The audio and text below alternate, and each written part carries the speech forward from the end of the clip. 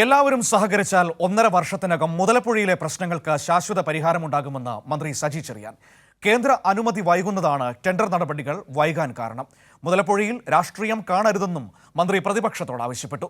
അതേസമയം സർക്കാർ നടപടികളിലെ പരാജയമാണ് മുതലപ്പുഴയിലെ മരണങ്ങൾക്ക് കാരണമെന്ന് പ്രതിപക്ഷം ആരോപിച്ചു. മുതലപ്പുഴയിൽ സർക്കാരിന്റെ അശാസ്ത്രീയ നിർമ്മാണം കാരണം മരണങ്ങൾ ആവർത്തിക്കുന്നുവെന്നാരോപിച്ചായിരുന്നു പ്രതിപക്ഷം സഭ നിർത്തിവെക്കാനുള്ള ഉപക്ഷേപത്തിന് നോട്ടീസ് നൽകിയത്. ഇതിലാണ് മുതലപ്പുഴയിലെ സാഹചര്യം മന്ത്രി സജി ചെറിയാൻ വിശദീകരിച്ചത്. രൂക്ഷമായ തിരമാലകൾ അപകടത്തിന് കാരണമാകുന്നു. കേന്ദ്ര സംസ്ഥാന സർക്കാരുകൾ വിഷയത്തിൽ ഒരുമിച്ച് നിന്ന് പ്രവർത്തിക്കണം. പ്രശ്നപരിഹാരത്തിനായി മനുഷ്യസഹജമായ എല്ലാം സർക്കാർ ചെയ്തിട്ടുണ്ട്. കേന്ദ്രത്തിന്റെ അനുമതി ലഭിക്കാത്തതാണ് ടെൻഡർ നടപടികൾ വൈകുന്നതിന് കാരണം. കരാർ പ്രകാരമുള്ള പ്രവർത്തികൾ പൂർത്തിയാക്കാൻ അദാനി ഗ്രൂപ്പ് സമയം നീട്ടി ആവശ്യപ്പെട്ടിട്ടുണ്ട്.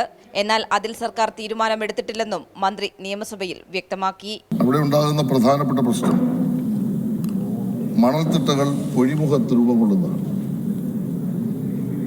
രണ്ടാമത്തെ കാര്യം രൂക്ഷമായ തിരമാലകൾ.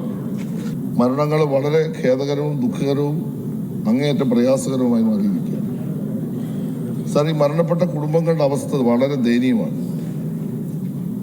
അവരെ ഗവൺമെന്റ് സംരക്ഷിക്കാനുള്ള എല്ലാ നടപടികളും സ്വീകരിക്കുന്നുണ്ട്. എങ്കിലും അടിക്കടി ഉണ്ടാകുന്ന മരണങ്ങൾ നമ്മളെ വല്ലാതെ പ്രയാസപ്പെടുത്തുന്നു, അസ്വസ്ഥരാക്കുന്നു. എന്നാൽ മുതലപ്പുഴയെ സർക്കാർ കണ്ണീർ പൊഴിയാക്കിയെന്ന് പ്രതിപക്ഷം ആരോപിച്ചു. യോഗങ്ങൾ ചേരുന്നുണ്ടെങ്കിലും നടപടികൾ ഉണ്ടാകുന്നില്ല. സർക്കാരിന്റെ നടപടികൾ അശാസ്ത്രീയമെന്നും പ്രതിപക്ഷം ആരോപിച്ചു.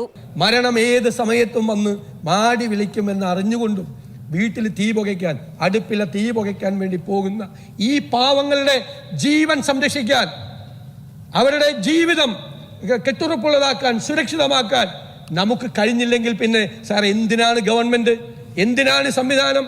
തെരഞ്ഞെടുക്കപ്പെട്ട ഒരു ഗവൺമെന്റ് ഉണ്ടാകുന്നത് ജനങ്ങൾക്ക് സങ്കടമുണ്ടാകുമ്പോൾ അവരുടെ പ്രശ്നം പരിഹരിക്കാൻ, അവരെ ചേർത്ത് നിർത്താനാണ്. രക്ഷാപ്രവർത്തനത്തിനും മത്സ്യത്തൊഴിലാളി കുടുംബങ്ങളുടെ സംരക്ഷണത്തിനും സർക്കാർ കൃത്യമായി ഇടപെടുന്നുണ്ടെന്ന് മന്ത്രി പ്രതിപക്ഷത്തിന് മറുപടി നൽകി. മന്ത്രിയുടെ മറുപടിയുടെ അടിസ്ഥാനത്തിൽ സഭ നിർത്തിവെക്കാനുള്ള ഉപക്ഷേപത്തിന് സ്പീക്കർ അനുമതി നിഷേധിച്ചു. ഇതിൽ പ്രതിഷേധിച്ച് പ്രതിപക്ഷം സഭയിൽ നിന്നും ഇറങ്ങിപ്പോയി. കൈരളി ന്യൂസ്, തിരുവനന്തപുരം.